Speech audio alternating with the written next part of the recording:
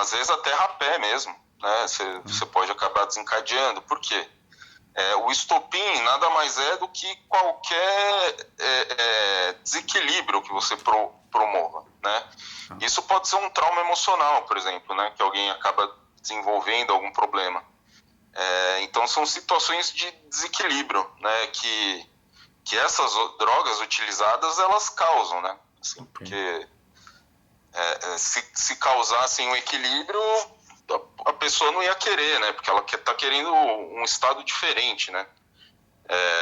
Não uma normalidade, né? Assim, ela está querendo sair. Então, essas drogas, elas, né? Todo mundo fala, a ayahuasca não faz mal, mas até um antidepressivo em quem tem transtorno bipolar, ele não pode ser dado, né? Porque não vai fazer bem para essa pessoa. Vai fazer o adoecimento dela piorar, né? Então é uma ignorância muito grande, né, na verdade. Assim, porque vai qualquer um, ninguém sabe quem é quem, qualquer um pode tomar. Dizem que assim no termo, diz que assina um termo de responsabilidade. Então, se até é a mesma coisa, todo mundo vem orar aqui, ninguém assina termo de responsabilidade, porque não tem risco. Quando alguém assina um termo de responsabilidade é porque tem um risco, né? Então, a pessoa, é para eles se absterem da responsabilidade se ocorrer algo. Isso já, por si só, já é algo diferente, né? Assim, complicado, bem complicado. Mas, oi, a Lilene. Oi. Oi, Tiara, tá me ouvindo? Tô ouvindo. Ah, sim, não, meu som que deve estar mais ou menos. Para as pessoas é fácil aceitar, porque tem tem aquela noção que eu, assim, não sei de onde, de que porque é natural não faz mal, sabe? Sim. Então, que vem da natureza, que é chá, que é planta, que é isso, a pessoa coloca na cabeça de que não pode, de que assim, não é uma coisa industrializada, então não vai fazer mal, né? E aí eles colocam criança, adolescente para tomar essas coisas, né? E às vezes na mesma quantidade que os adultos, né? Então fica complicado. Isso é muito paradoxal, assim, é que a ideia aqui é saber isso, né? Existe a parte que é passada às vezes por um médico ou por uma prescrição de alguém que já mediu uma experiência para chegar numa aferição certinha e fazer um bom uso disso de forma medicinal. Então, quando eu recebo ligação de alguém, a ideia desse assunto aqui é que eu recebo sempre ligação de alguém que é do Daime querendo ser Shaiva. A pessoa quer continuar no Daime e ela acha que aquilo é uma coisa natural, que aquilo tem contato com a natureza, com a floresta, e essa é a abordagem aqui, né? Por isso eu estou pedindo a opinião também e essa que você falou também é bem legal, porque aí é o sem noção, né? A pessoa sem ideia nenhuma, que não avalia nada, né? Não avalia se alguém já sofreu com isso, se alguém já passou apertado com isso, como tem pessoas que dizem, ou tem pessoas que devem ir muito mal, e pode ser que faça bem porque ela está muito mal também, né? Que é o acidente de percurso, eu vou chamar assim.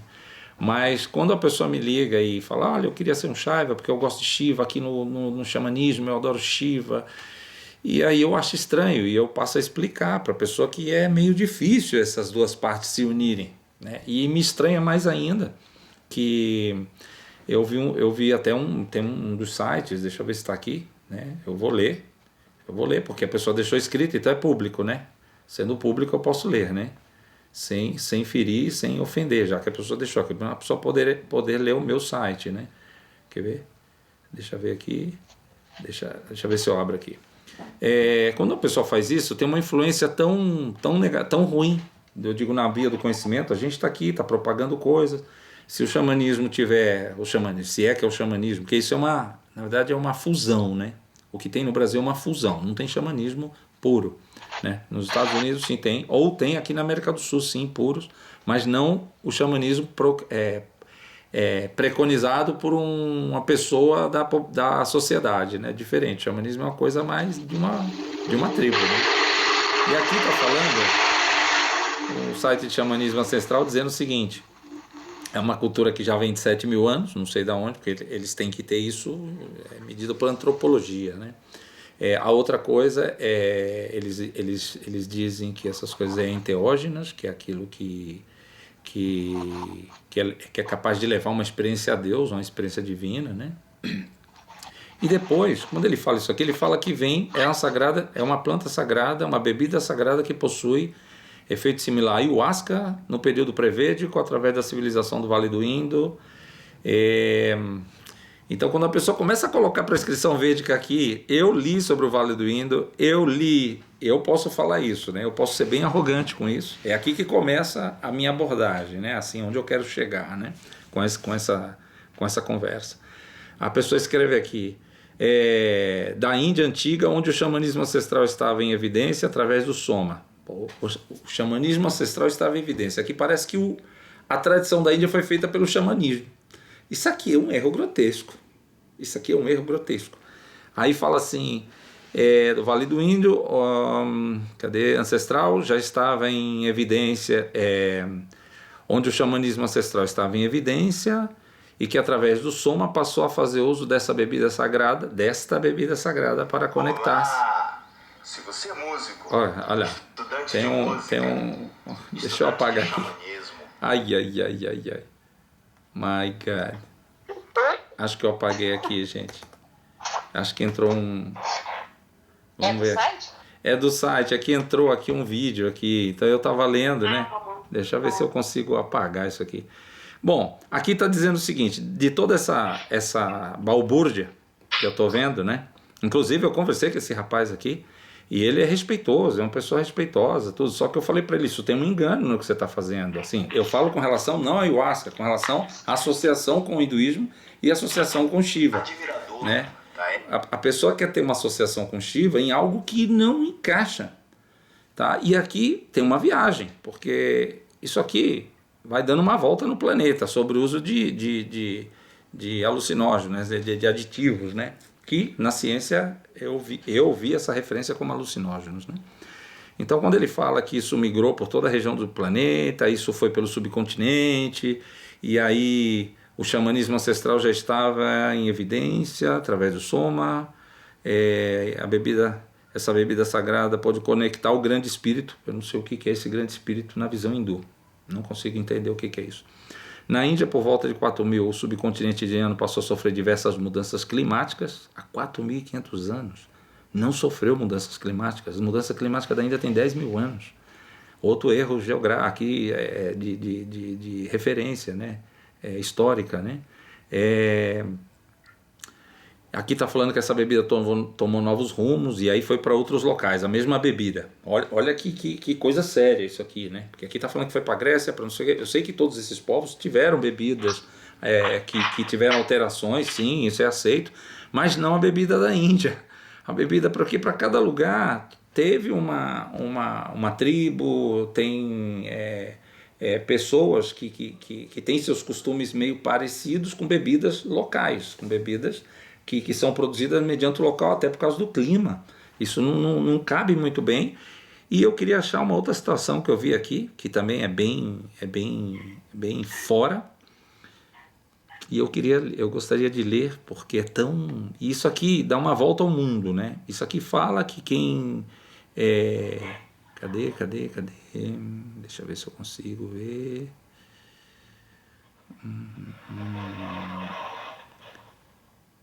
será que é aqui?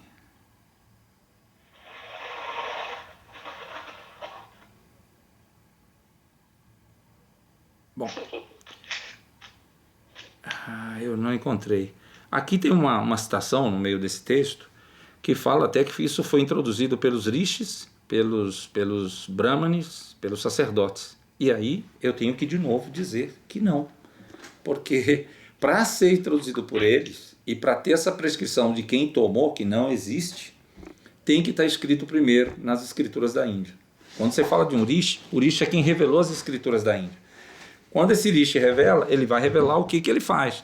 E aí tem umas citações que Indra tomou o soma, tem a citação de Irahu, tem citação de... Irahu foi uma pessoa... Existe uma história na Índia que Irahu foi quem provocou uma Mahashivaratri, né? Só para vocês verem uma das histórias da Índia. Então, o Rahu, ele quando Vishnu levou esse Amrit, que é chamado um soma, ele foi levar no meio dos deuses, Rahu se configurou de um deus, numa forma diferente, e na hora que estava num certo lugar ele roubou esse negócio e saiu e fugiu com isso. Quando fugiu, os deuses saíram atrás e ele derramou em 4 locais, que é onde ocorre hoje o Mahashivaratri.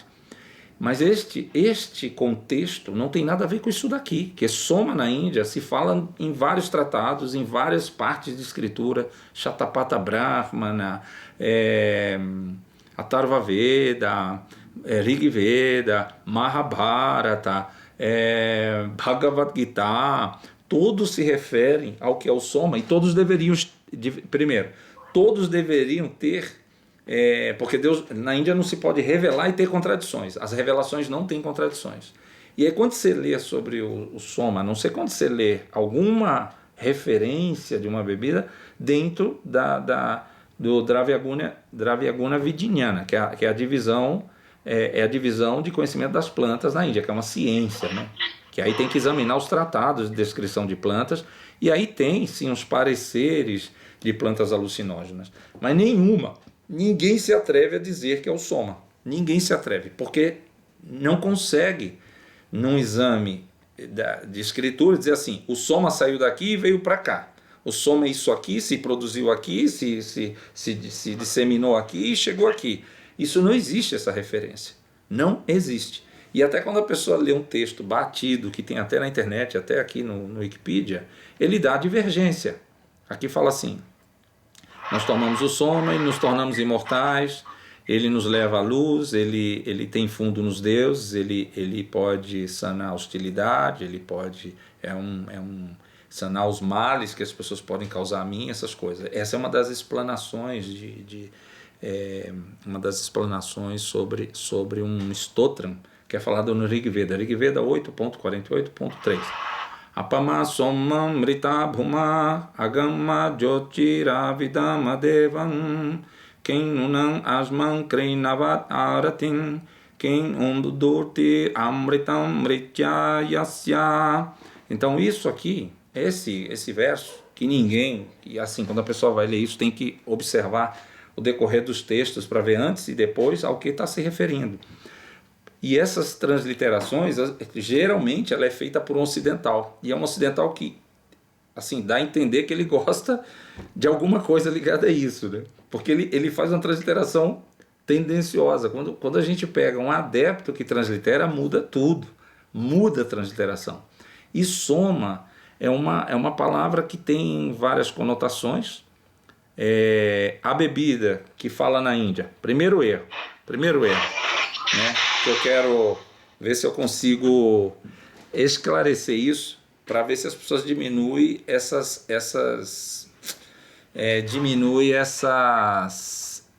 descrições de que o ayahuasca veio da Índia, que o ayahuasca é uma prática igual da Índia, e que essa prática foi desde os Vedas, que os yogins tomaram. Eu ouvi até isso de uma moça. Os yogins tomaram, eu falei, mas não teve descrição de nenhum yogin que tomou Soma.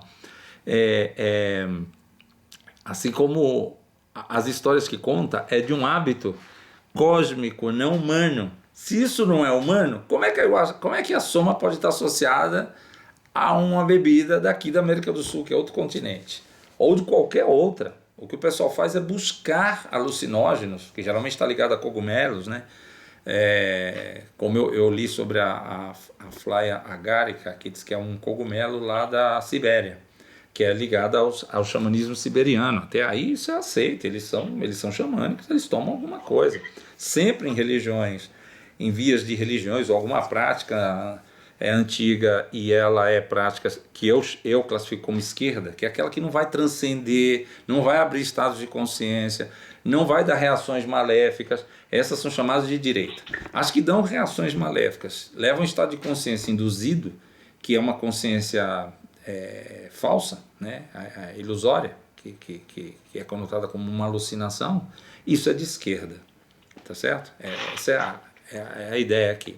Então, quando eu vejo aqui a pessoa, e ele associa aqui uma história do mundo inteiro, e uma hora chega no Amazonas que alguém criou isso juntando o cristianismo com hábitos ou seja, foi uma religião étnica, assim, onde reuniu várias coisas, cristianismo com coisa de índio, com não sei o quê, e começa na Índia. Uma coisa não tem nada a ver com a outra.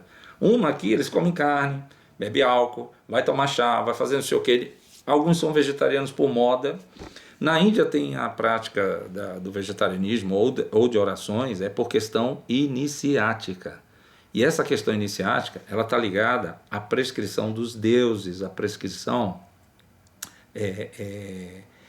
de rishis que revelaram a tradição hindu. Aqui nenhuma foi revelada, aqui foi inventada e formada segundo a conveniência que as pessoas quiseram formar. Essa aqui é a questão, a grande diferença disso aqui, tá certo? Desse lugar aqui que diz que adora Shiva com xamanismo, e todo mundo abraça essa causa aqui.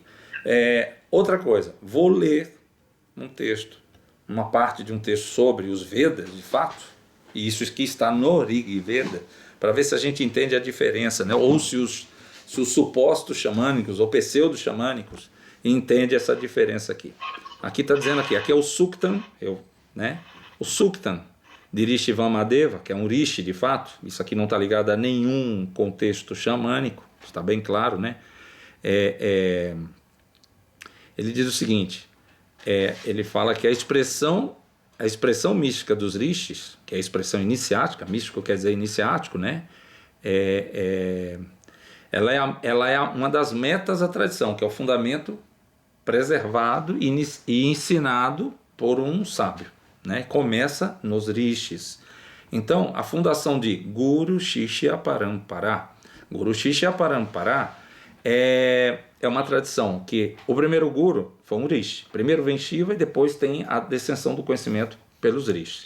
No Vedanta é Durvasa Rishi, é Vyasa Rishi, e em Shaivismo de Cachemira, Durvasa Rishi. E de lá vem a sucessão discipular.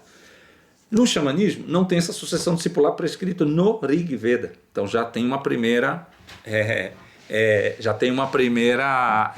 desassociação e uma primeira distorção de que o que eles fazem vem do hinduísmo antigo, tá certo? Porque eles não têm Parampara, porque foi inventada a linha deles.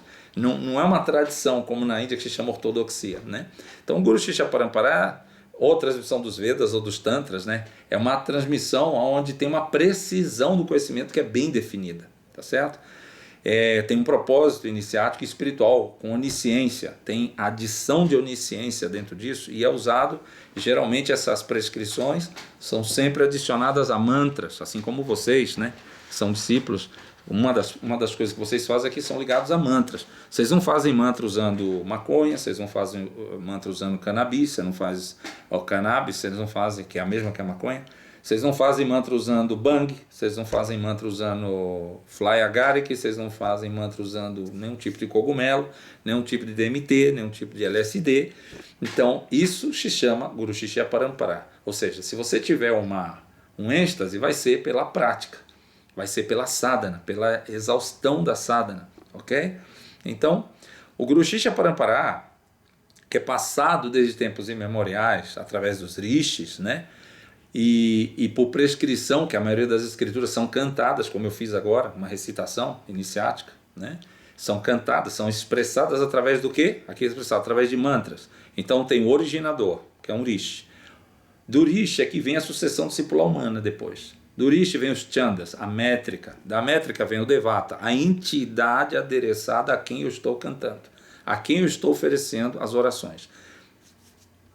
Então, quando a pessoa fala o espírito de grande floresta, quando a pessoa se refere a outra coisa no xamanismo, de novo, sai pela tangente. Isso não tem nada a ver com a Índia. A Índia tem definições de quem você está orando. Tem definições de uma língua mística, de uma língua iniciática trazida para nós, que por iniciação desde os deuses, a tradição, por exemplo, de Cachemira, que a gente faz parte, a tradição de Cachemira é uma tradição de pandits.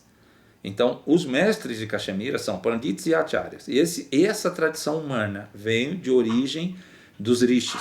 Eu tenho até amigos diretos, que eu já contei aqui, de serem descendentes diretos de DNA de um rishi, a família. De um rishi que deu ensinamento dentro de Cachemira, como está aqui dito no Rig Veda, que é outra literatura revelada por Shiva também.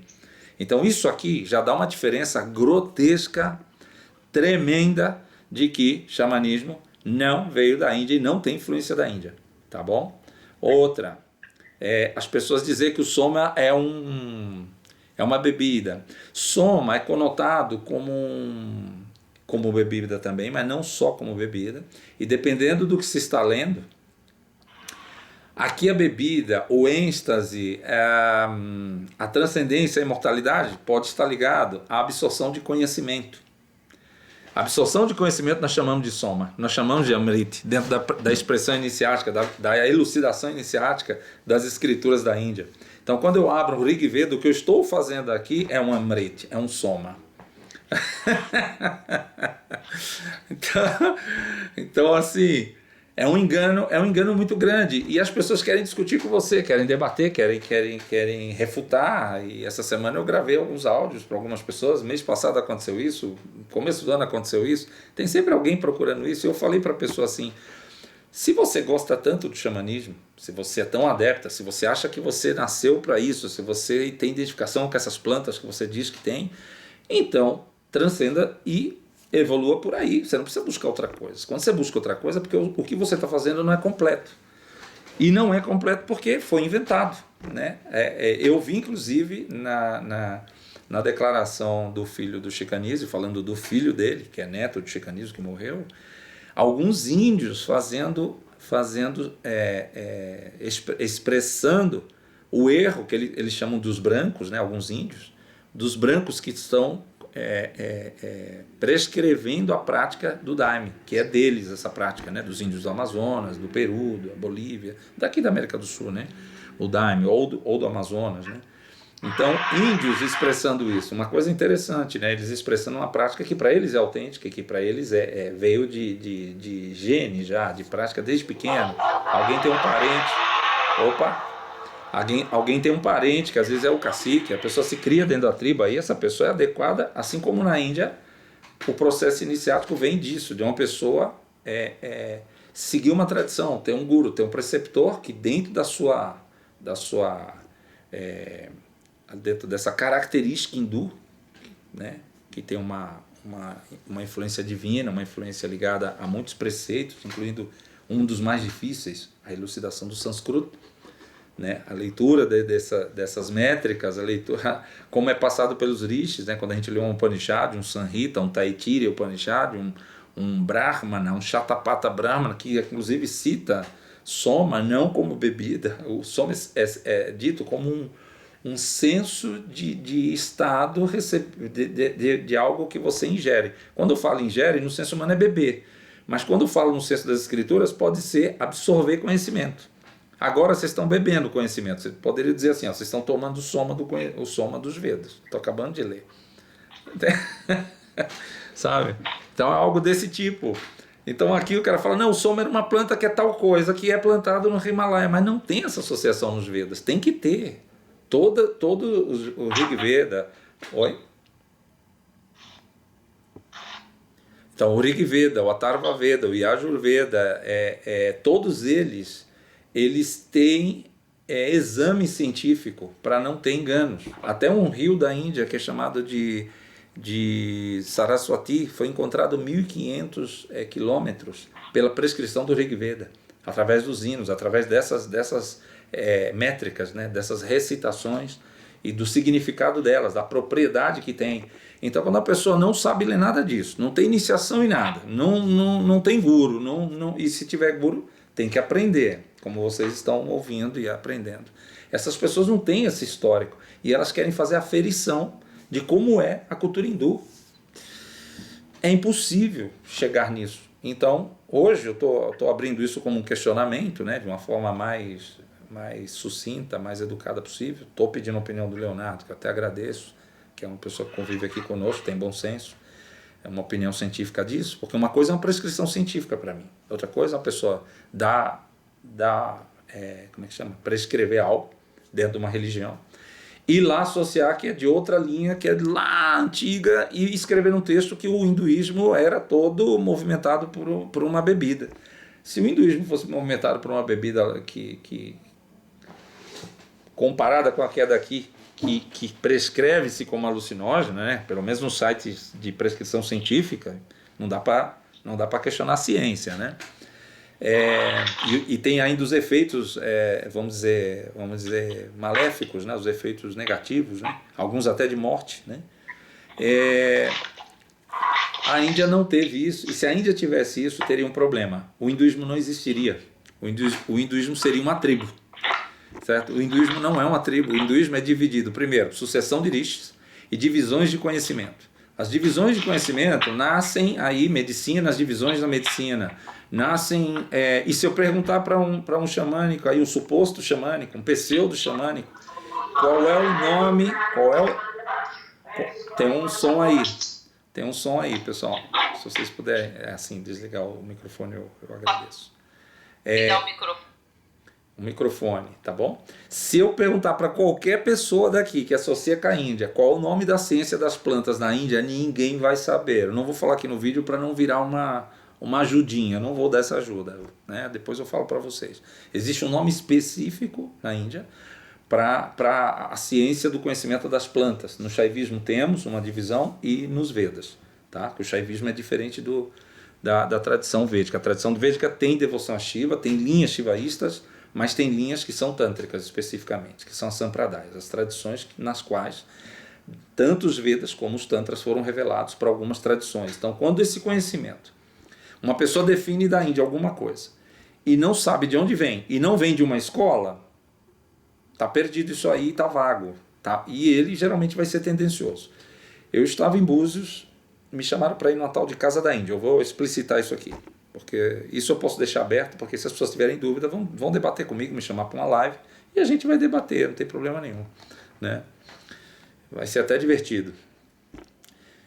E lá chamam Casa da Índia, um local que usam rapé, daime, fazem, como é que chama, aqueles negócios à noite de música, de rave.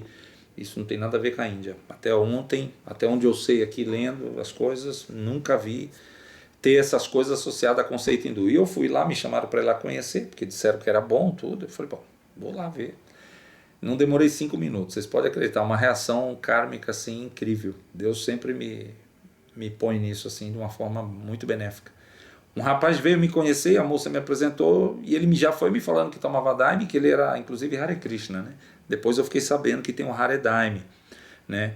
E eles lá dizem que aí tomam daime porque o daime é igual ao soma. Eu falei, olha, eu estou com o celular aqui e eu sou a pessoa para você tirar minha dúvida, porque eu já li isso no Rig Veda, como eu li agora para vocês aqui.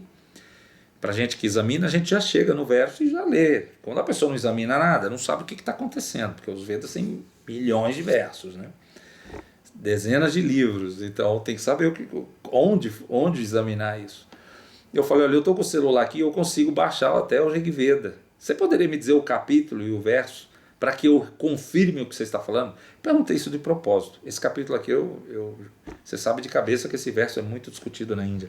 Essa parte ligada ao significado do soma na Índia é muito discutido na Índia, não só no Rig Veda, como em outras escrituras, como também no Mahabharata, tá? Só para a gente estender um pouco mais. E as conotações do soma, tá? As conotações do soma, né? As conotações de uso do soma que não é uma planta. Ele pode até se referir a uma bebida, mas essa bebida não chegou nos humanos, e se não chegou, não pode estar associada a nada humano, a nenhuma outra coisa que se beba no mundo, tá certo? A outra quando eu falei isso pro rapaz, o rapaz saiu correndo mesmo, não saiu andando não, saiu correndo. Ele se virou e correu, e eu falei